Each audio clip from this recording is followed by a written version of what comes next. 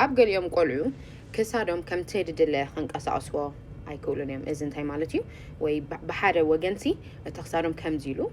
ወላ ክንቀሳቀስዎ ተደለዩ ክንቀሳቀስዎ ደይክእሉ ማለት እዩ ወይ ብኢድ የማን ወይ ብኢድ ፀጋም እዚ torticollis ድበሃል ማለት እዩ ስለምንታይ ከምኡ ኸውን እንታይ ክትገብሩ ትኽእሉ ሎማዓንቲ ብዛዕባ ክዛረበ ከመይ ሓዲርኩም ኣሕዋተይ ትምህርትና ንቐፅል torticollis ክንብል ከለና ከምዛ ኣብዛ ስእሊ ትርእይዋ ዘለኹም እቲ ኣብዚ ዘሎ ጨዋዳ sternocleidomastoid ድበሃል ኣሎ ጨዋዳ ካብዛ ርእስና እዚ occipital ኣብዚ ዘሎ ድሕሪ ርእስና ጀሚሩ ተኺሉ ስጋብ ኣብዚ መንኮብ ድበሃል እዚ clavicle ኣብዚ መፅኡ ኮፍ ብል ማለት እዩ እሱ እዩ shoulder check ክንገብር ከለና ድሕግዘና ርእስና ከምዚ ጌርና ንኸነንቀሳቕሶ እሱ እዩ ጨዋዳ ድሕግዘና ማለት እዩ ኣብ ገሊኦም ቆልዑ ግን እሱ ይሓፅር contracted ይኸውን ማለት እዩ ብስእሊ ኸርእየኩም ኣብዚ እዚ ቀይሕ ነገር ትርእይዎ ዘለኹም እሱ እዩ እቲ ጨዋዳ ይሓፅር እቲ sternocleidomastoid ድበሃል ማለት እዩ እዚ ሕጂ ስለምንታይ ይኸውን ሓደ ኣብ ጥንሲ ሒዝክን ከለኽን እቶም ቆልዑ ከምቲ እተኽሳሮምሲ ብሓደ ወገን ከምዚ ይብል ማለት እዩ ሕጂ ርእሶም ንታሕቲ ተሎ ከምዚ ክንቀሳቐሱ ሲ ቦታ ደይብሎም ይኸውን ማለት እዩ ሕጂ ከምኡ ስለ ዝኾነ ከምዚ ኢሎም ተነይሮም ኣብቲ ማህፀን ምስ ተወለዱ ሽዑ ብጣዕሚ ሓፂሩ ይፀንሕ እታ ሓንቲ ወገን ናይታ ጨዋዳ ድበልኩም እታ sternocleidomastoid ማለት እዩ ገሊኦም ኣለዉ ከዓ ንከምዚ ተነይሮም ወገኖም ይሓፅር ማለት እዩ ሓንሳብ ከዓ ከነደቅሶም ከለና ተኽሳሮም ከምዚ ኢሉ ኩሉ ግዜ ከምዚ ኢሎም ይድቅሱ እንተኾይኖም ብኸምኡ እውን ክኸውን ስለ ዝኽእል ሕጂ ክተደቅሶም ከለኽን እንዳረኣኸን እቲ ፖዚሽን ሲ ንክቕይሩ ክሳዶም ክንቀሳቐስዎስ ቦታ ኣለዎም ድዩ እንዳረኣኸን ካልኣይ ከዓ ክውለዱ ከለዉ ዝኾነ ናይ ትራማ ተነይሩ ወይ ነዊሕ ግዜ ተወሲዱ ክትሓርሳ ከለኽን ከምዚ እውን ትርኢኻ ናይ ከምኡ እንተኾይኑ ወይ ከምዚ ናይ ድቃስ ናይ ሕርሲ ገለ እንተኾይኑ ቀልጢፉ እዩ ድገርፎም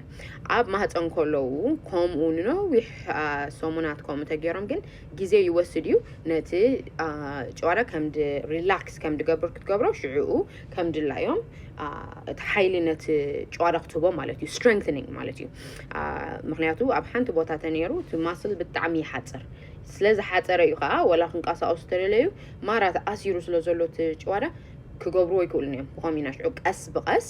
ብፊዚዮቴራፒ እንዳገበርካ ንዕኡ ከም ድፍታሕ ትገብሮ ነቲ ተኣሲሩ ዘሎ ጨዋዳ ሽዑ ከም ድላዮም ክሳዶም ክንቀሳቀሱ ይኽእሉ again ከም ትድበልክዎ ከም ዘለዎም ቆልዑ ሓደ ክሳዶም ኣብ ሓደ ቦታ ከምዚ ጠጠውብል ወይ ንከምዚ ማለት እዩ ከም ድላዮም ሲ ክንቀሳቀስዎ ኣይክእሉን እዮም ካልኣይ ከዓ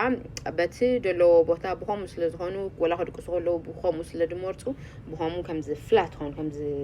ሰጥ ድበለ ኸውን ኣክንዲ ከቢብ ድኸውን ትርእሶም ሕጂ ከምኡ ተሪኢኹም ሰዓይ ትበሉ ፕሊዝ ናብ ዶክተር ኪዱ ሽዑኡ ናብዞም ፒዲያትሪክ ፊዚዮቴራፒ ድበሃሉ ናብ ከምኦም ይሰድኹም ከም ትድበልኮ እዞም ፔዲያትሪክ ፊዚዮቴራፒ ድበሃሉ ቀስ ብቐስ ብኢዶም እንዳገበሩ ነቲ ጨዋዳ ከም ድፍታሕ ይገብርዎ ሽዑ ከዓ strengthening exercise ይህብዎም ናብ ከምኡ ምእንታን ከይምለስ ነቲ ተኣሲሩ ነበረ ጨዋዳ ሓይሊ ይህብዎ ሕጂ for example ሒዞም ንዑ ምስ ፈትሕዎ ነቲ ጨዋዳ ማለት እዩ ሽዑ ቁርብ ክንቀሳቀሱ ምስ ጀመሩ strengthening exercise ይገብሩሎም ሒዞም ነቲ ቆልዓ ከምዚ ባዕሎም ሲ ከምዚ ክወድቁ ስለ ዝመስሎም ባዕሎም ነቲ ክሳዶም ከምዚ ይኣስሮ ማለት ከምዚ ገይሮም ሽዑ እቲ ሓይሊ ናይቲ ጨዋዳ ሽዑ ይምለስ loading the muscle ይበሃል ብኸምኡ ከምዚ ኣብ ኤክሰርሳይዝ ክትገብር ከለኻ ኣብ ጅም ምሽ ዌይት ገለ ትጥቀም ከምዚ ዝኾነ ትስከም ኩሉ ኣብ ነፍስና ዘሎ ጨዋዳ ከምኡ ይደድልዮ ሕጂ ብኸምኡ እንታይ ሽሙ እንዳገበሩ ኤክሰርሳይዝ እንዳገበሩ እዚ ኤክሰርሳይዝ ቦል ምሽ ኣሎ እዚ ከምዚ ኩዕሶ ትመስል ዓባይ ኣብ ከምኡ ገይሮም ከምዚ እንዳገበሩ ይመልስዎም ሕጂ ሶም እንታይ ይመስሎም ከምዚ ድወድቁ ደለዉ መሲሎም ነቲ ክሳዶም ሓይሊ ከም ድገበር ክንቀሳቀሶ ይጀመሩ ኣብ ልዕሊኡ ከዓ እቲ ኤክሰርሳይዝ ኣብኡ ድገብሩሎም ከርእይኹም እዮም ኣብ ገዛኻ እታብታ ፊዚዮቴራፒ ድገብሩሎም ኣብ ገዛ ትደግምዎ ማለት እዩ ኣብ ልዕሊኡ ከዓ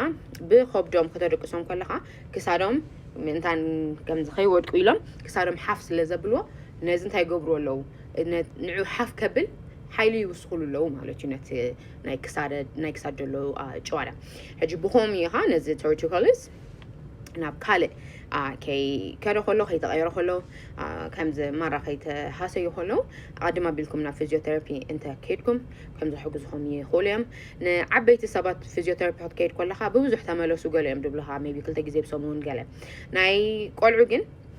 ناي مجمرته of course maybe أب سمون حنت جزي بسمون متقيب لهم سجاب إتي شعرة د فتح مالتيو دحريو جن حنت جزي بورحي قالوا يوم د قبركن كم زي تخافلو تخونكم وي insurance يبلنا أنتو بتخونكم لدكتوركم تزاربهم مهنياتو على program بقالي مالو بتروحوا ده حجزوا قالي مالو زي أب كالجاري أب ألبرتا قالت لهم حجز مو زي PCN بتش على ورقة كوبهم دخولوا بتروحوا من تانكي تشوفوا تحكموا على centers for ناي قلعوا physiotherapy تجوبرو center قالونا على حجز دايما بال قلت في كان بدكتور كام هاد إذاك حاول دخل physiotherapy غير كخملة دخل نجار سلسخانة سق أي تبالو نلاقيهم كم زعانة يوريتوا له ناب دكتور مخاد اجي شورت كل استبال of course تكون حتى لكم اب كومنت حفله الحجين برهم عالتي سعيك هايد باي